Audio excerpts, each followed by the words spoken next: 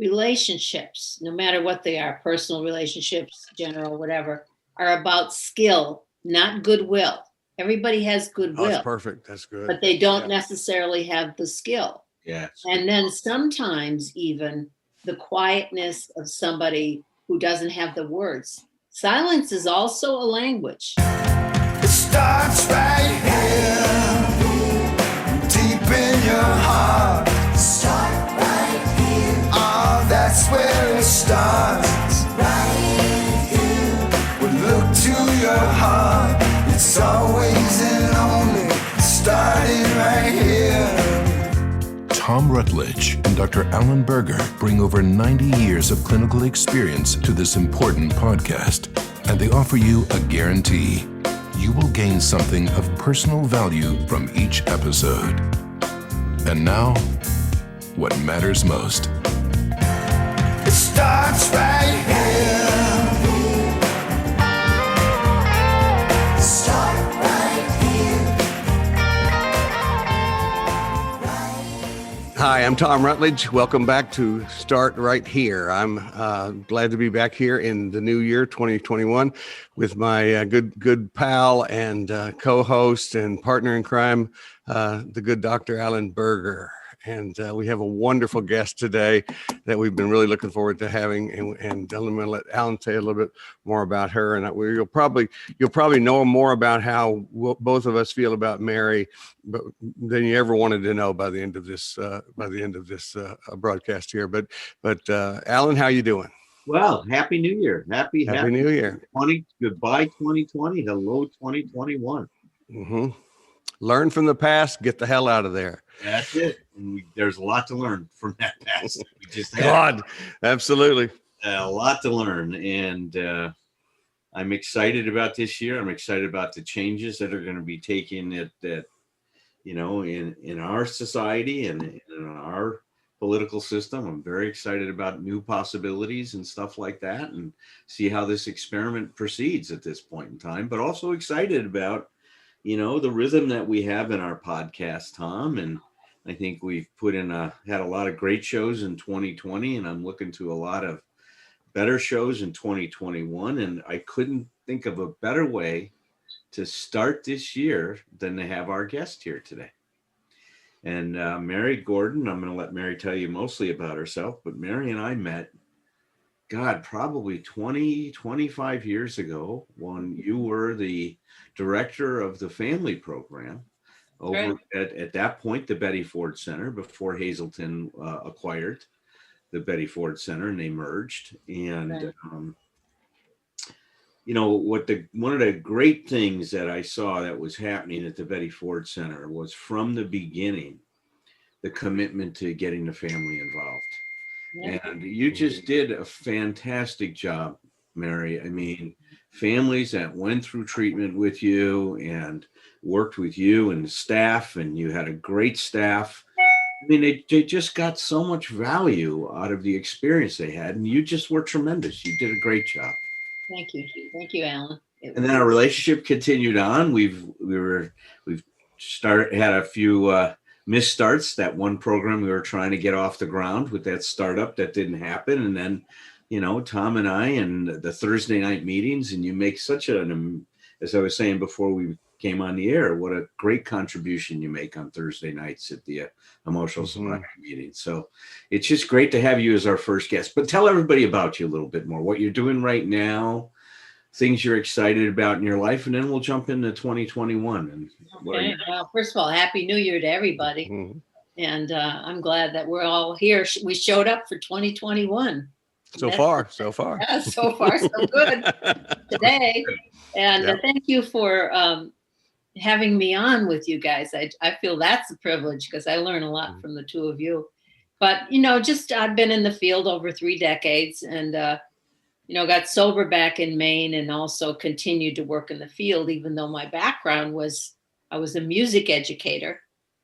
And then I also I managed a company for a while, which is like a whole other story I'm not going to go into. But then cross country in 1999, moved to California to work at the Betty Ford Center. And my friends in Maine said to me when I got the job, well, first of all, we always feel like will they find out about me? Yeah. And now I turn that around and say, well, all the good things that we find out about ourselves in recovery and growth and all of that. But, and so, yeah, my work at the Betty Ford Center didn't start right with the director of family program. I worked in the outpatient program for a while and then marketer for a while on the road, traveling all over. That's right. And did presentations with the likes of Dr. Garrett O'Connor. Oh my. And who I have some funny stories about sometime when we have but anyway, I had. Well, he was a jewel, though. What a Oh, my gift God. Garrett was. I mean, his sense of humor. Oh my God. And He really, to me, was the preeminent addiction psychiatrist. Oh, totally. So that was, one of those little gifts I got, one of the many gifts I got from working there. And then, of course, Dr. James West, who you knew also, who wrote the book on, all you need to know about alcoholism. And I include that on my website because he's so dear. And just a little quip from him when I was working in outpatient, and we were all kind of clamored together about this one patient who just couldn't get it and was angry all the time. And we just said, this guy's angry all the time. Dr. West in his calm doctor voice said, well, of course he's angry. He's an alcoholic. And as soon as he said that, it sort of leveled the playing field, Yes. Like we weren't, like, where were we anyway? Right. Above it all or something, it just, anyway, he was a treasure. So then working in the family program over the years, I had that privilege. I had a fantastic staff, even when there was a changeover. I had smarter people working for me than me. And they were smarter in different ways, creative in different ways. And one of the things that I treasured about it also was we had this opening circle and we had this closing circle. We had a whole week with them, which was the gold standard at the time, in which Mrs. Ford and Susan Ford just really, they started this back way before me, of course, and they had other people doing the job. But they wanted to always have it include the family. And they wanted to, because of course, Mrs. Ford's intervention was a family intervention. And so one of the stories I would often tell the families was when Mrs. Ford would go up front to tell her story to all the patients. Everybody had their big book, and she would tell the story of how she got into recovery because her family did an intervention. And then she'd do the whole thing. And one day it was my job to bring her water and introduce her. After her talk and everything, she walked up the aisle with me and she said, did I do okay? And I thought to myself, this is the woman that owns the Mrs. Ford, but that's the humility that she brought to the whole. So anyway, our family program, every once in a while, she would drop in or Susan Ford would drop in and either talk to the family or be in a circle with them. And that was a privilege. And then you also, Alan, I remember when you came to talk about emotional sobriety and to help to train my staff with the Gestalt here and now. Yeah. And I used that immediately after you left. I thought, this is what we're going to do. That was one of those, Right. Let's grab onto this right now. And that's how we did training back then. As soon as somebody would show us something, we'd go like, okay, that's what I'm doing now. And then we would just do that for a while. That's how we learned. That's exactly it. There was balking, there was people, and and I didn't know, but because I was learning too. But that's what I think is the treasure of working in this field. We stop learning, then we're really not any good to our clients or our patients or whoever. So anyway, I've been at it for a while, and then I stayed on after I retired in 2015. I stayed for another 4 years doing lectures over there, at least once or twice a month. And that was a lot of fun because I no longer had the position, the position. Right. And so I had a lot more fun. I don't know. There was something that lifted off me. I didn't. And then after 4 years, they wanted to do everything internally, which was fine. And so that was the end of my, tenure there as a visiting lecturer. And so then I founded inner direction recovery. But it started with the Woman I Am renewal retreats for women, which we did in the Valley here, Coachella Valley. We did in LA. And then my daughter and I joined together and provided a 3-day Woman I Am retreat in Canada. Wow. So that sort of started the ball rolling. And then we got the Inner Direction website up and started to provide services, Well, tell us what happens in those retreats that you guys. Oh my gosh, we have so much fun. They're limited to about 12 women. And the women don't have to be in recovery from alcoholism. They could be in mental health recovery. They could be somebody going through a transition. We've had people who are cancer patients who recovered from cancer. And they come together to experience a feminine perspective of being together as women. So we did drumming, we did musical things, we did what I call edutherapy, where we had a circle, and we had the talking sticks circle. And and then we ate together, we broke bread together, and then there'd be a closing. And I mean, it was just powerful because they brought to the table all of their particular perspectives. And I was there to keep, I was the facilitator to keep it safe. And also to invite people to take some risks because, when it comes to drumming and dance, some people are very, they're inhibited in that particular place. And I always talk about the body. We store things in the body. And I'm telling you, some of the women would just weep after they would move and dance together. No words, just moving and dancing together. So it's a powerful experience, and each one is different. So we've all had those experiences doing the facilitation thing. It definitely is the perfect example of the whole being greater than the sum of the parts. Right. And anybody who thinks what's going to happen when you gather people together for the purpose of healing, it's always a surprise. It is. It's totally. it's like that would be amazing to me. And I love that you and your daughter do that together. Yeah, she prepared she likes to be kind of in the background, but she's like my angel or shadow in the background. And then she'll say, "No, Mom, that won't work." Or this, so it's a beautiful thing. But the other thing, I like what you said, Tom, because, and you've experienced it too, I'm sure, Alan, over the times you've experienced retreats. But it's there's what we plan, and then there's how it bubbles up and what happens. Yeah. And what I'm really, really cognizant of when we're doing those retreats is that women's voices have not been heard or honored for various reasons over centuries, but certainly in recovery, I think it's important. Again, recovery from anything. That their voices need to be heard. So there were some people in there that had some things where they would step back and say, "I don't want to participate in this." They set their own boundary. Mm-hmm. So no one was required to do something that felt uncomfortable.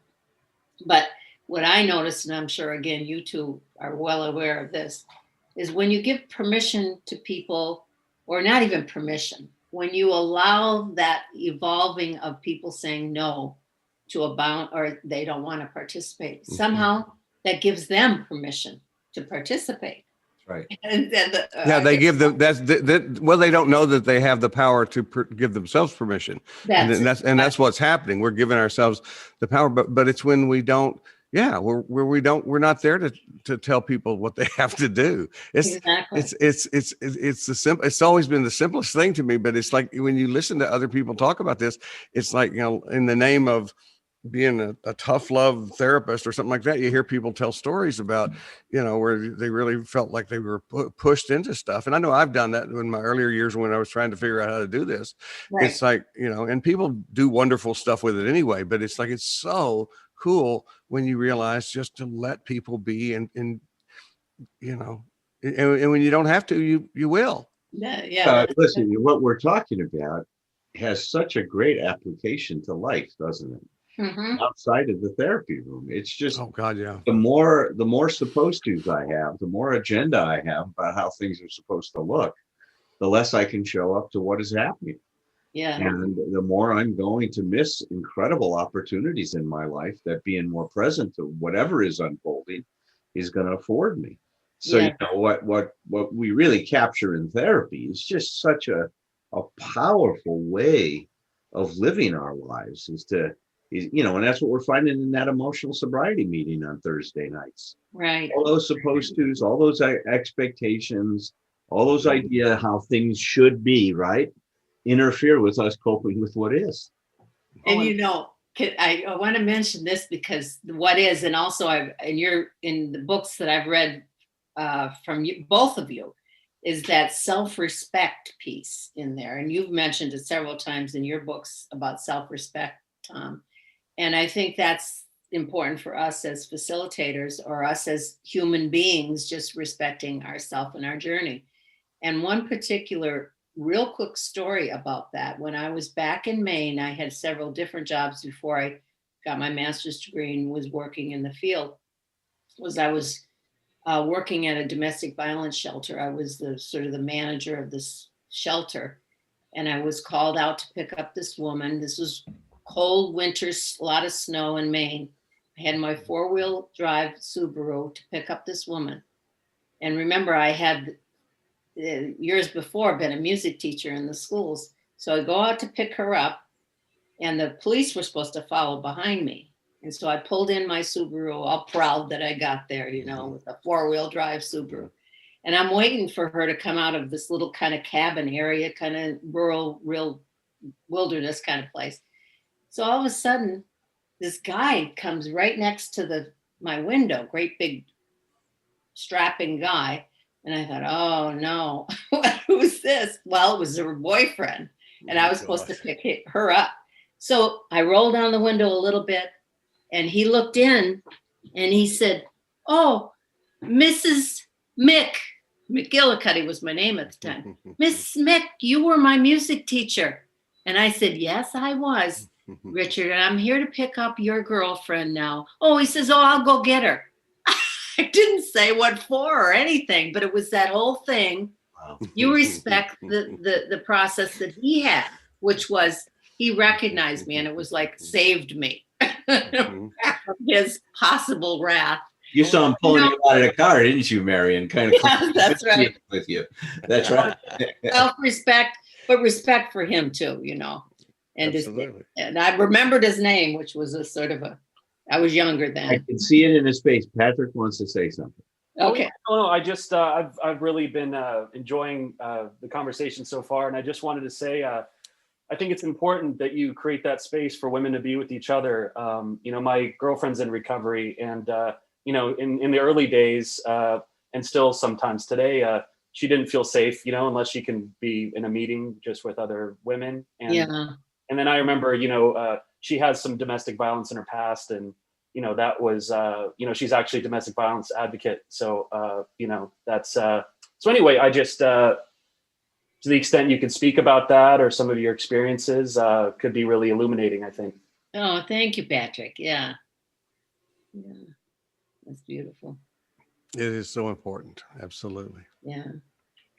But what you said too, Mary, about how when I claim the right to say what I want, like I don't want to do that or I want to do that, that's where safety comes in. Right. When instead of waiting for somebody else to give me permission to do that, when I participate in setting those kinds of boundaries in my life is when I start to feel safe, rather than trying to regulate everybody else and get them to do what I want them to do to feel safe. That's right. It's when I say what I want or what I don't want, when I stand for what's, I don't want to try that right now. And like you said, it's so important to create that room for people to say no. Mm-hmm. And as far as a movement for that, one of the things that we did in the retreats each time is we would form 2 lines where a woman would be, she would name herself and name maybe some of her ancestors or women who supported her in her life. And our job was just to witness her moving down through the two lines in a kind of a sacred way, with drum beats in the background or some form of music. But that was always just to watch these women get in their own bodies, be comfortable in their body, and walk through that with other women and be honored. It's like, and we did that over at Betty Ford with women who had been abused. And Dr. Nancy Wade O'Brien was my supervisor at the time. And she would always work with the women who had sexual abuse, physical abuse, other kinds of abuses. She would always call me in to do the movement part with the women. She would do the educational pieces and the psychotherapy pieces. And then I would come in and do movement with them. So it's like the combination of the word and the analysis and the movement, body, mind, and spirit, you know. Yeah. You know, one of the things this is, I'm a massive introvert. You guys, we've talked about that before. 2020, staying away from other people has been no problem for me whatsoever. It's like I have thoroughly enjoyed just the being at home more and moving in and out and still getting, and I love the connection with the people. I love doing the work online and the connection, but it's like, you know, one of the things I realize I miss as you're talking about this is, and I think I was born a group therapist. I don't think I never meant to be a therapist, but it's like, I think I've always been a group therapist because before I even got into graduate school, before I ever got sober, I was, you know, a disciple of Irv Yalom and group psychotherapy. And I was just pouring through that stuff. And it's like, I love that. And then that evolved ultimately with all these other things we learned into these retreat settings and doing all that stuff.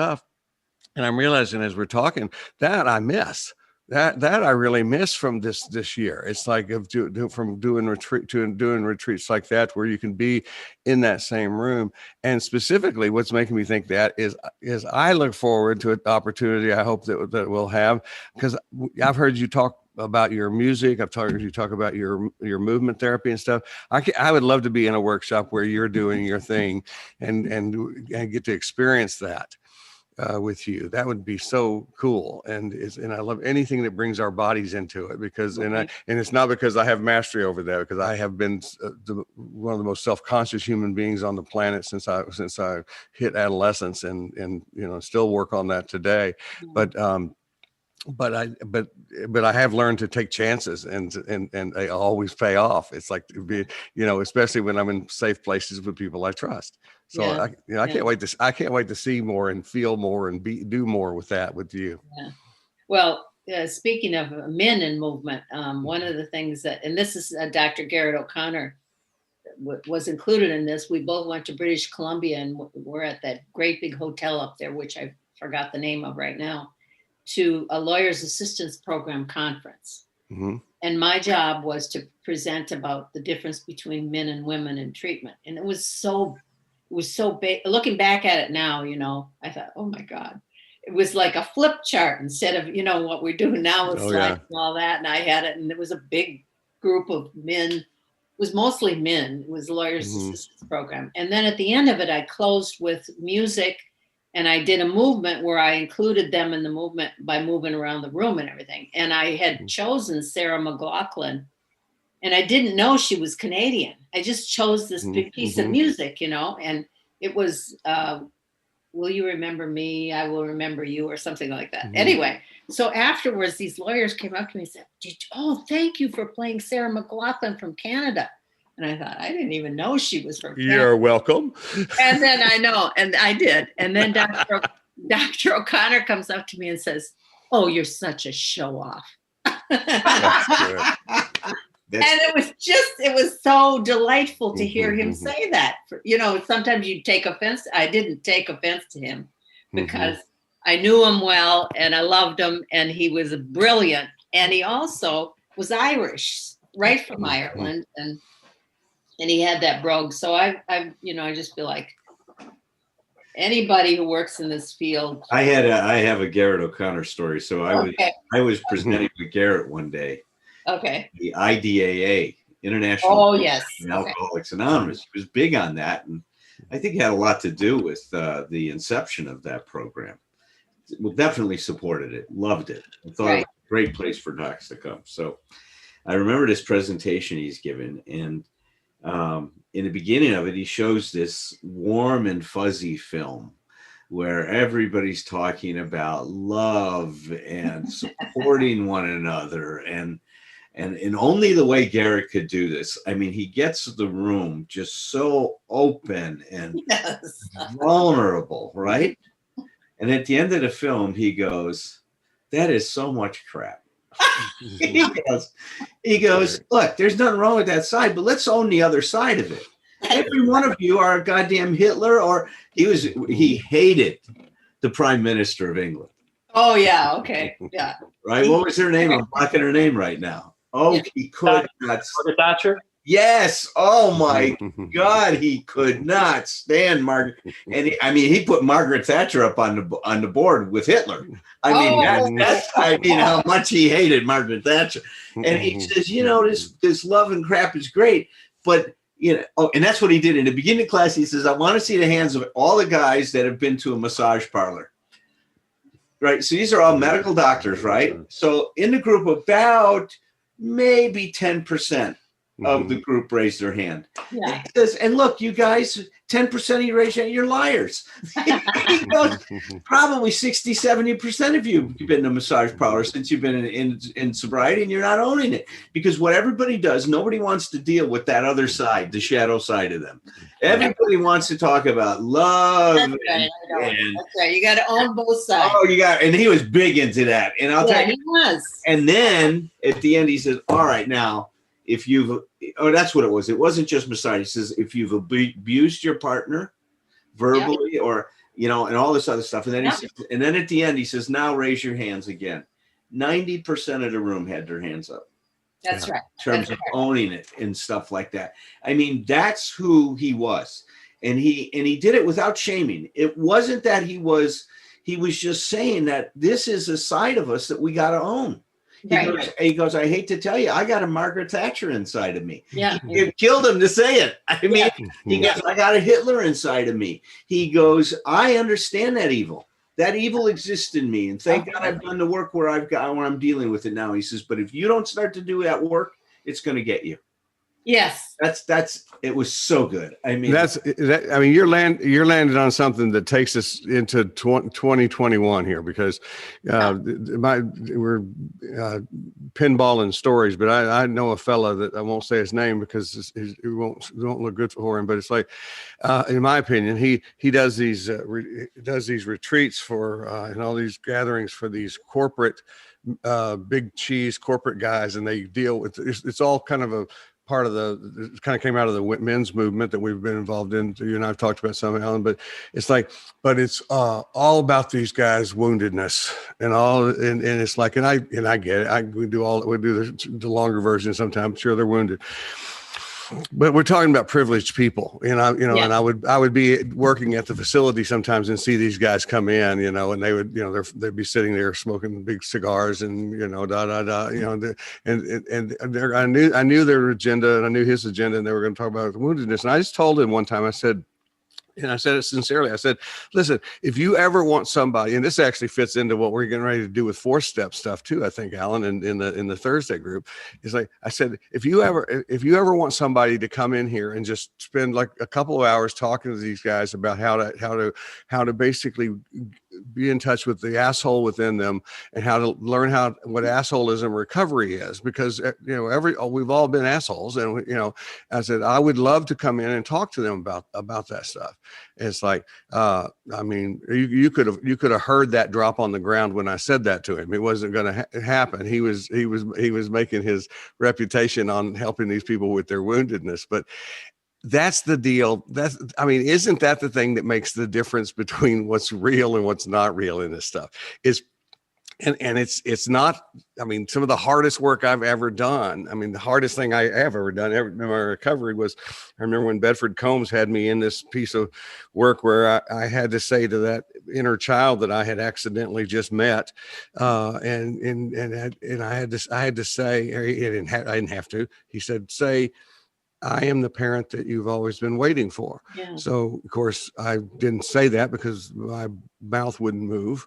and my heart broke, and I sat there for I don't know how long. And then when I finally squeaked it out, and I cried for 20 minutes in the fetal position.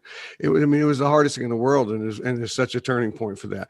And that, so anyway, that's just to say, yeah, all of that is real. That is the most powerful metaphor that I've ever worked with in this stuff. But the other part of this, getting on with this stuff, is owning our shit.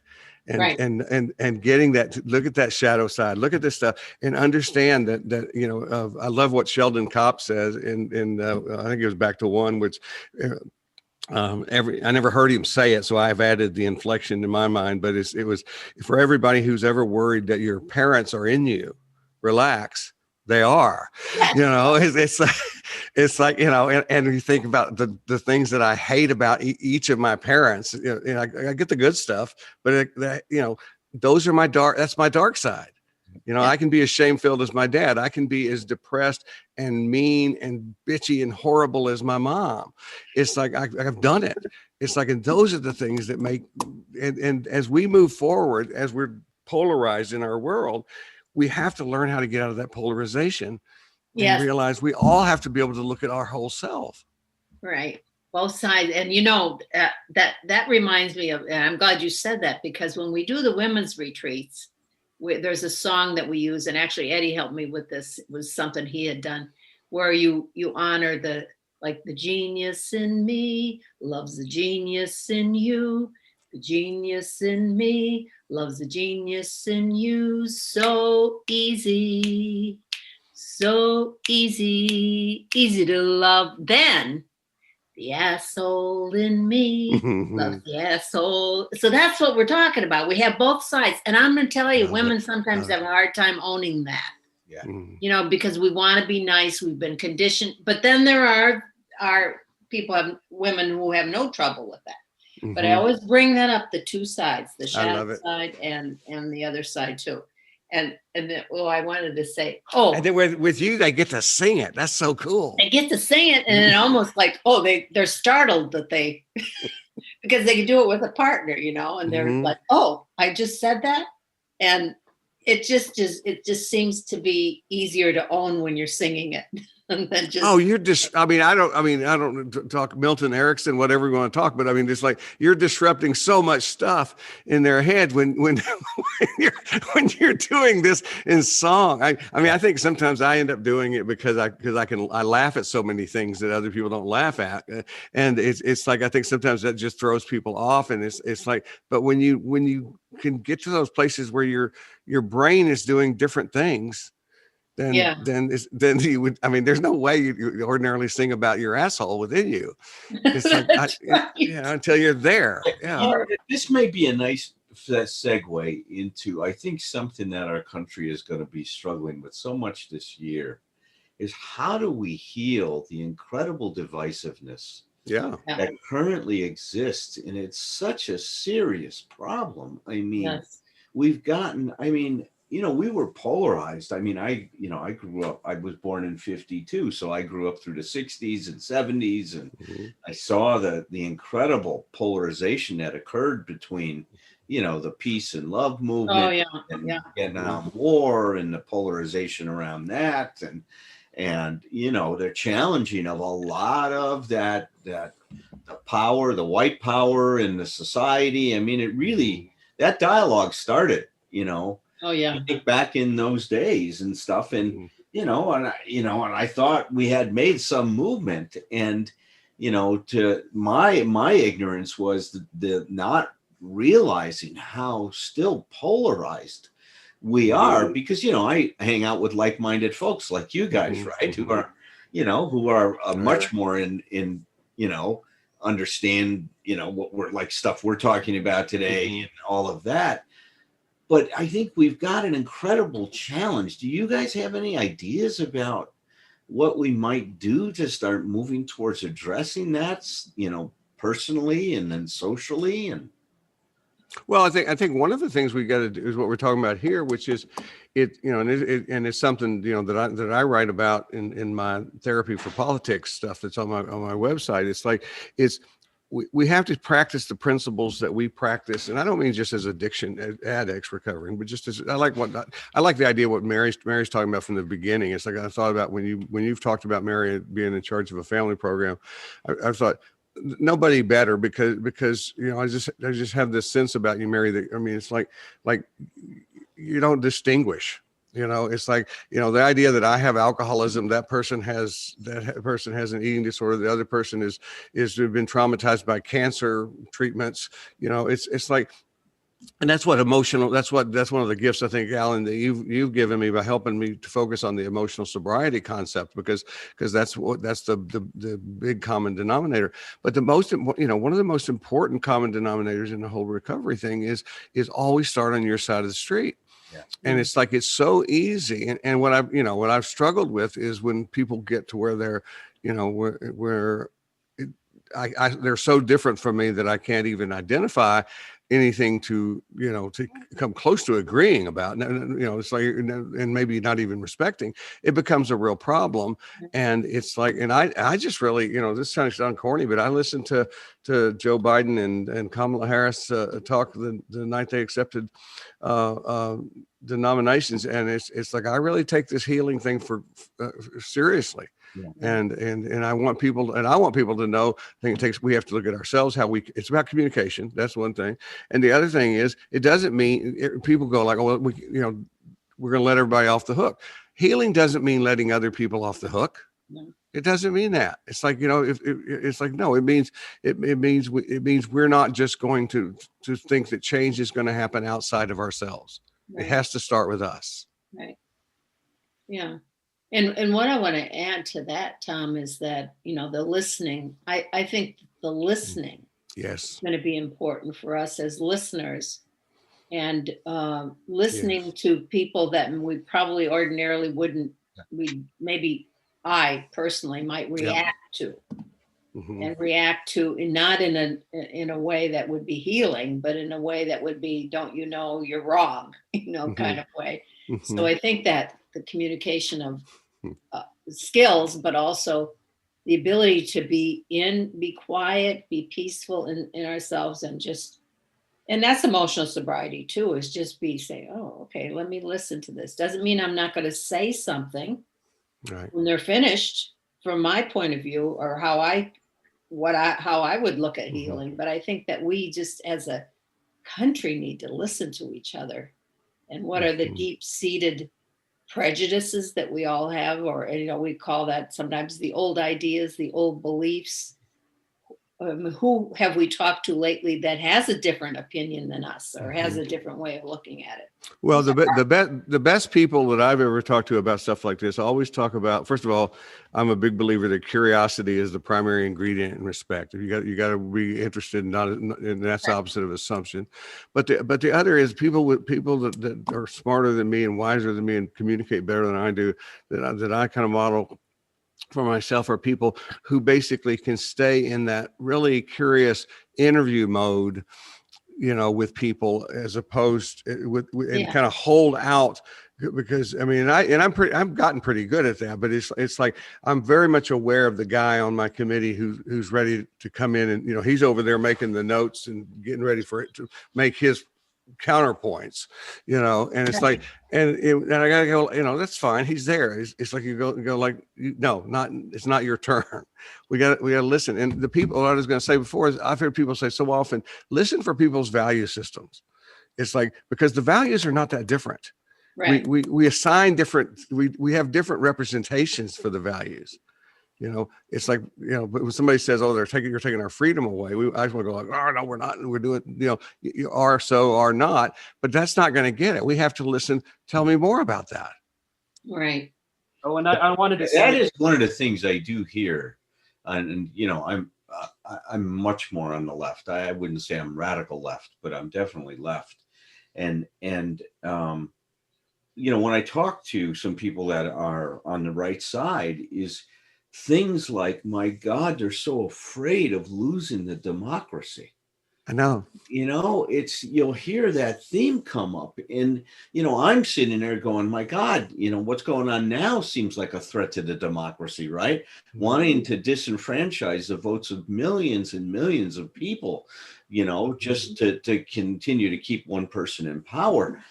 But they see it they don't see that for some reason. That doesn't end up on the radar for them. But the fact that we might go towards more of a socialistic society is going to somehow take away the democracy and their personal freedom. Same thing with mask wearing. I mean, it comes down to this thing.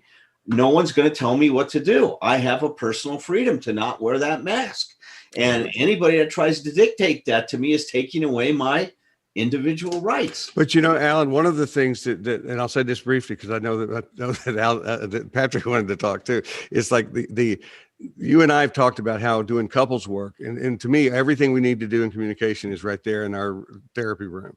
It's like that we look for. You called it something else, but same thing. I called it points of agreement. We're going to find these points of agreement, and so one of the points of agreement is when you're talking about people at very extreme ends is we both fear for loss of our freedom. We both fear for our loss of the democracy. We both want we want to have freedom. We want to have choices. We want to, feel safe, all those things. We have all that in common. And it's like, that's a starting point for conversation. Right. Patrick, what were you going to say? Oh yeah, no, thank you. I was going to say that across the spectrum, I think everybody's material well-being is going to be, has been and will be, extremely adversely affected in 2021. And so I think, where therapy and, mental health resources can come in is, in the absence of that, like dearth of, maybe help isn't on the way, or it's going to be a little while before a lot of people, they can turn their heat on, they can get groceries, they don't have to go out and work during a pandemic. But, I think that emotional sobriety piece and the absence of that, of just trying to find some space of wellness within a kind of dire circumstance could be a big help. That's where I think, your guys' skill sets would come in. Mm-hmm. Yeah. And of course, underlying everything is fear. Yeah. Doesn't matter who's. That's what I hear. It's just fear. I'm hearing, Mary. There's a lot of and uncertainty. And I mean, I think about this past year with the pandemic, of course, so much uncertainty. But even before that, we've always lived with uncertainty. Yeah. It's just that it brings it to a head when we lose. Yeah. When something bad happens, we lose the illusion of certainty. Exactly. It's I finished Embracing Fear with my HarperCollins book right at the time. It was in the final editing phase when 9/11 happened. Okay. So we were dealing with fear stuff. So one of the things, we went back to the table and tried to decide, do we want to do we need to now, we lived in a different world. We had to change some things about the book. It's and we decided ultimately, I'm glad we didn't want to turn it into a post 9/11 book that's about the fear of that. But we did need to get that historically into the book, that this is what was happening. And it's like, and that's what I ended up doing lots of interviews on. It's just about how everybody lived in that uncertainty. And and it's all, I've seen it all come back. I see it come up with things like the school shootings. We habituated to that, unfortunately, as a population. But I remember Katrina. I worked with a lot of the folks who came up here from Nashville from Katrina. After all that, we as human beings, we wake up in the midst of a catastrophe, right, and the very best of us shows, and then we go back to fucking sleep, and the very worst of us emerges. It's like this is different. It's like all the same. I'm seeing the same stuff with the fear stuff that I wrote about and put out there back in those days, and see all that being as relevant as ever. But the fact that this has lasted so long and continues to last, and I think that's an important thing for all of us to say, people, it's still going on. Put your mask on. Right. It's like it's just because help is on the way doesn't mean it's safe out there, because it's not. But I'm hoping that there's going to be something different that we've been in a process long enough to where there's going to be some things that have changed, and that we really can work on helping, well, first of all, ourselves, and then other people to hold on to the lessons learned. You know, I've been calling this the involuntary international COVID, values clarification retreat. I don't know what the acronym for that is, but it's like, but talk to people. People learn and have been learning for this last year. And it's like, now we got to remember, now we got to not forget and remind each other. It's so important. And it's really an opportunity. Right. And it's easy to forget. It's natural for us to forget. It is natural. Yeah. It's almost like, wait a minute. Didn't just a few months ago, we have COVID and you ended up in the hospital. And, that's the reminder that, at least personally, that I do with my husband. And that we know of other people with COVID or who've had COVID or lost their life to COVID. And so we do have incredibly short memories. Well, it's important that when you said that, though, it's also important for us to not turn that into, and this goes to recovery stuff. It's like, that's human nature. We habituate to anything, the hum of the refrigerator. Right. We used to have goats. We used to have goats out in our farm, and they would butt the back of the house with their horns when everybody was inside and they didn't get to come in. And that's fairly loud when you have two goats on the back porch butting the house. It's like, but Dee Dee and I habituated to that. So people would be over to see us and they would go, "What's that?" And we go like, "What?" And then we tune in and you hear this loud sound, and it's like, and so that's natural. But it's what I've been saying for AA forever is like, we don't need better memories. We just need a life full of reminders. Yes. And that's what we are to each other. We're like each other's Post-it notes. Right. It's like, how often do we say something to be supportive about recovery that's a brand new original idea? It's like, we just say it again. Yeah. And then listen, here's the other part of this, and it's kind of, we tapped into it earlier when we talked about, is that, there's a lot of things I see on the other side that just appall me. But when I step back, can I say, do I see any of those characteristics in my behavior at any time in life? Yes. And the answer to that is yes. Tom knows. He's taken my inventory. So I'm taking it now. But it's this thing that if the first person that hasn't committed to sin can throw the stone, right? And that's right. One amongst us that can throw that stone. I mean, look, thank God some of it hasn't been as egregious and hasn't hurt and damaged as many people as some of the behavior that we've seen. But have I hurt people I loved and cared about because of my self-centeredness? The answer is yes. Yeah.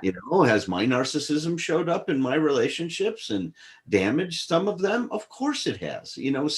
So that's the other part, is my ignorance played, wreaked havoc in my life. Have I thought I was right at times when I was terribly wrong?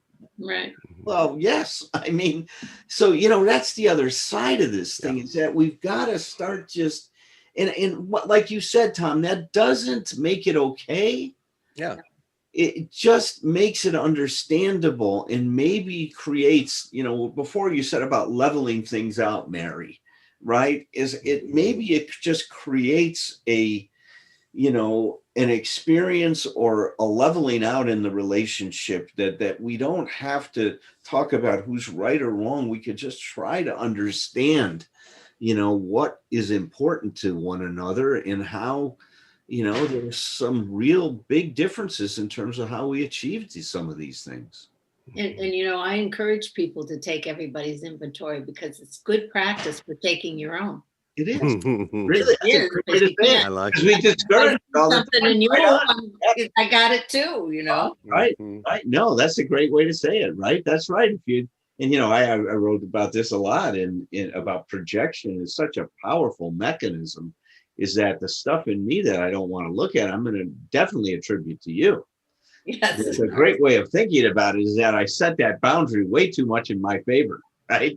In terms of having those characteristics or attributes. And of course, you have them, but I don't have them. And that's that holier than now, crap that just polarizes a relationship and makes it impossible for people to find that ground where they can start talking about this stuff beyond right and wrong. And the other thing about that too, instead of polarizing, sometimes when, whether it's couples or groups, people are taking each other's inventory. And then there's a moment of like awareness, and then there can be laughter, which is healing. It's like, there I go again. It's that self-awareness, and you talk about self-respect, Tom, and it's, and you're always talking about the possibilities, Alan, and, turning away from and turning to all the things that help us in our growth. I mean, I think laughter is one of the things that really is, the ability to laugh at oneself is growth. Well, humor is about perspective. Yes. I mean, if you think about that, what do the best comedians do? They just describe things that we all are familiar with. And when we go like, oh man, that happened to me just yesterday. But and I can't remember which one of you just said this, but this is exactly, I just love the genius in both of you. And I should have sung that, I realize now, but I think I like the idea of us. I like the idea of the four of us sitting here right now on this podcast. This may sound like this is maybe be arrogant, but I don't mean it that way, because I think lots and lots of people need to be doing this. We need to think about what are the kinds of conversations we might be able to have that can be healing. Now, it's going to happen slowly. It's going to happen gradually. It's not going to happen all at once. See, I want to fix it, but I also know my fix it guy has to stay on the sidelines most of the time, because he usually makes things worse. Right. But one of you said something about the idea we need to have conversations in which that are very strictly not about agreement or disagreement. We need to find things to talk about. I mean, hell, if we had to on the fly just come up with a program, we would say, okay, well, let's give us some people from both ends of the spectrum, and we're gonna make some real serious rules here, and there's going to be rules about what topics you can't talk about, and we're going to just go in there and we're going to have conversations, and we're going to get these people to know each other as human beings. Yes, it's like, and that's it. If that's all I would have to contribute to that, and we could go in there, but that would make a difference. Yes. Well, it would. And look, that experiment's been done. So back when desegregation took place, right, they had a real serious problem, because there was so many stereotypes, right, in these white communities, in busing in kids of color, right, black kids or brown kids or whatever it was going to be, and they hired. And I don't think many people know this, but Dr. Aronson, I'm blocking his first name right now. He was a sociologist. And they said, look, we got a serious problem here. We're going to be putting these groups together that have never mixed. And what do? They're so polarized in that there's such a concern about the violence that's going to follow. Right. What can we do to start to help them blend better, right? To start to get to know each other. And so what he did was exactly what you said, Tom, is he said, so the thing you need to do is you need to focus the classroom activities on small group projects. And the criteria for forming a group is that you're with someone that you wouldn't be in the group with normally. Mm-hmm. So the teacher had to compose all these groups. And then what they did is they worked on things together. And as they worked on things together, and they were non-controversial things, like we're going to build a log cabin or whatever it was going to be. And what started to happen was they saw that, you know what, this other kid's a lot more like me than I've ever imagined him to be. Right. And it started to create this incredible experience of going beyond stereotypes, from just hanging out together in a group with a common project in mind. Right. We're going to talk about this. We're going to focus on this. We're going to do this for this particular activity or whatever it was going to be. And it was, and the effect of that was phenomenal. You know, the amount of fear that there was generated at Yeah. first about putting these groups together and the kind of violence that was going to take place. Not saying that there wasn't, and not saying some kids didn't get bullied and stuff like that. Mhm. Yeah. That happened too, and I'm not wanting to minimize the pain that anybody had over that stuff. But that's an interesting. I had another thought I wanted to share with you guys. Is it possible that what we do when we take a particular political position on what's right or wrong is that it's largely influenced by trying to reverse something from our past? You know, in Gestalt psychology, what we say is that we are very actively involved all the time in organizing our perception and giving meaning to the experience we have. It just doesn't happen, right? We are constantly, giving meaning to whatever is happening at any particular moment in our life. And that meaning is influenced by like so many different things, right? But mostly influenced by your emerging needs at the time. So, for example, if somebody was disempowered, they're going to move towards some kind of an organization or political position that would give them what? Power.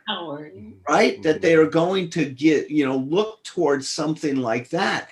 That may be one way to get to what we're looking for, right? In terms of trying to understand in a very deep way some of these differences that we have in terms of how come we identify with this and how come we move in that direction or not, is that we're all trying. Like for me, one of the things I love about the Democratic Party when it's operating in my opinion in a great way is that it's responsive to the needs of most of the people. Is that it's really listening or trying to listen to. And that's been the big criticism of when the Democratic Party doesn't do well, is it loses touch with people, right? Because it's, so much been, in my opinion, the People's Party, as the way that we've thought about it. But that because of my experience growing up is, not being able to be anybody listening to me when I had pain over my dad's death and all of those different experiences, that seemed so appealing to me, right? That was moving me in such a great way. But it's a very interesting way to look at this stuff, It's almost like political psychology, right? No, it's good. What I wrote down was political views, understanding political views from the point of view of an origin story from your personal history. Right. It's like no, it makes a lot of sense. And we wouldn't, we have to be careful not to make assumptions, because we'd say two people can have the exact same experience and they can end up two different things. But again, this goes back to values. It's like, okay, what's the common value they have? This one turned out to be this very right wing person, this very left wing person. It's like, but they had a similar story, and they both experienced a loss of control, and this is what they believe is going to because that some of that's there. I mean, it's like we're not, we'd lose a lot of people if we tried to tell them that's where all our political views come from. But it's like we don't ever stop being ourselves. So that's right. And adding to that, the conversation about how do we do this beside listening and in extra communication and examining taking our own inventory is also getting out of our own comfort zone. So going someplace, being with people we don't ordinarily mix with, and listening, and then listening for what's the common thread here? What do I have in common? Humanity, of course, with these people, the people so I just think small steps like that can help in the healing and in the understanding of where, doesn't mean, again, everybody's going to agree, but there could be a little more compassionate view of, what's happened here. Yeah, and at the very least, it turns the heat down, not otherizing people with different opinions. Exactly. And getting a sense of the intent behind it, I think might, have some long-term constructive outcomes, that we don't foresee yet, but might help. Yeah, that's good. That, Patrick, intent is really an important word there. Positive intention. And we again, one of my favorite things to do is to connect this to all the stuff we do intrapersonally, and in the same dynamics out here. It's like, even if I look at my asshole should monster that told me to be never try something because I was going to be a failure no matter what. I discovered along the way a positive intent. He was protective. It's like, this is a part of me who didn't believe in me and believe, here's how you save yourself from being harmed and from being devastated. You're never going to be run over by a bus if you stay out of the fucking street. Yeah. Don't ever go there. It's like, lay down, it's like, so I would lay down on the ground to demonstrate this and just lay on the floor and just say, from here, I don't have very far to fall. It's like, that's what that should monster was doing. His intent was right. Don't risk it, Tom. It's like, so we do need to listen for that. And one of the things that I want all of us to think about is coming out of this conversation today too, is I'm trying to think, because I'm thinking practically, how do we do this? It's like, I think we have to find ways to model it. Yeah. Right. So especially if it's about doing things like this, where we're having conversations. So some way that people can hear conversations that they can identify with. And even if it's interviewing people from, this is an idea I had a long time ago about politics, is, facilitating interviews between very directly opposing people and have them come together with some stuff like that. But you have to show people how to do this. Right. And by definition, at this extreme, we don't even know how to do it. Exactly. We have ideas about it, but it's like we need to figure it out and experiment and yeah. And one of the things that we would always say to families, and that I always say to clients, is relationships, no matter what they are, personal relationships, general, whatever, are about skill, not goodwill. Everybody has goodwill. Oh, that's perfect. That's good. But they don't necessarily have the skill. Yeah. And then sometimes even the quietness of somebody who doesn't have the words. Silence is also a language. Mm-hmm. And it's not bad. It's not something. Well, I say it all the time, right? Yeah. There's no such thing as no communication. We're Right. communicating all the time. And sometimes silence is saying a lot. It is. Mm-hmm. It Right. is. God, I love that skill, not goodwill. This has been great, Mary. It's so great to still stay connected with you through all of this and keep these dialogues going. And It's one of the things that I'm grateful for 2020, because I've gotten to know both of you, so well, and you too, Patrick. It's like I mean, this whole world we're in right now would not exist without all this happened. So I am grateful. If we had a normal year last year, Tom, none of this would have gone down.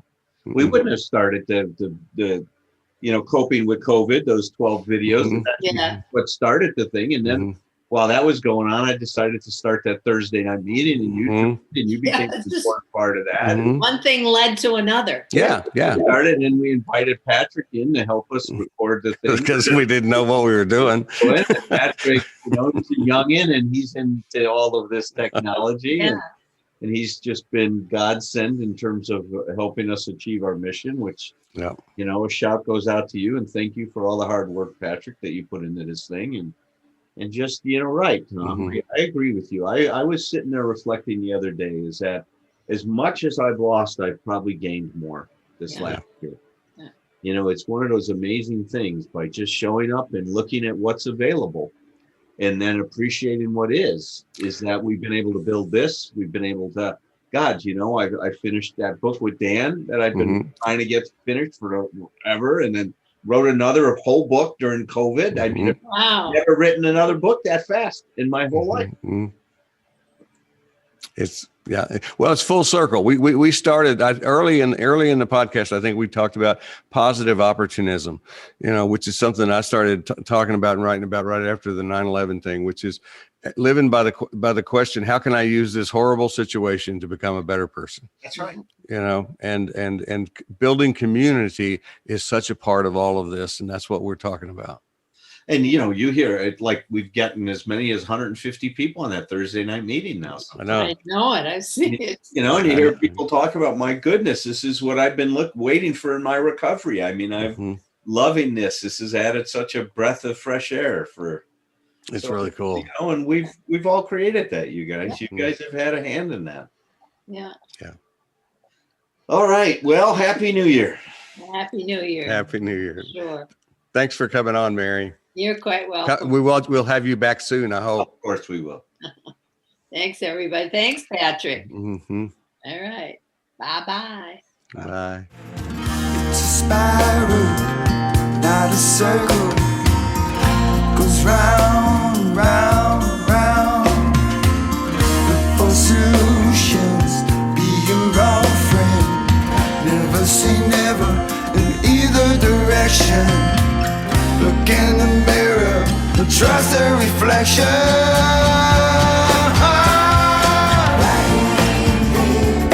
Deep in your heart, start right here. That's where it starts. Right here. Won't you look to your heart? It's always